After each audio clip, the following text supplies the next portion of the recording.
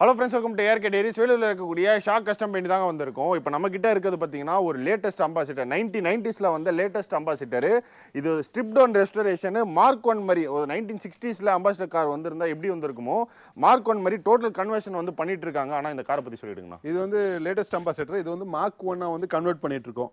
So பார்த்தீங்கன்னா mark 1ல பார்த்தீங்கன்னா இந்த கிரில் இந்த பானட் அந்த மாதிரி இன்டீரியர் எல்லாம் வந்து மார்க் 1 கன்வெர்ட் ஆயிடுது.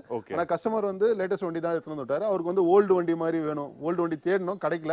ஸோ நம்ம இருக்கிற வண்டியை வந்து மார்க் 1 கன்வெர்ட் பண்ணலாம்னு சொல்லிட்டு மார்க் 1 கன்வெர்ட் பண்ணிருக்கோம்.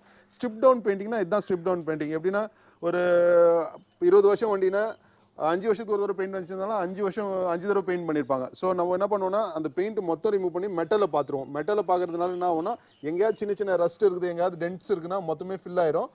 ப்ளஸ் நம்மளுக்கு அந்த நியூ லுக் வரும். அதனால ஃபுல்லாக வந்து ஸ்ட்ரிப் டவுன் பண்ணி இது வந்து ரெடி பண்ணிருக்கோம். பார்த்தீங்கன்னா ஸ்டேரிங்லேருந்து எல்லாமே பார்த்தீங்கன்னா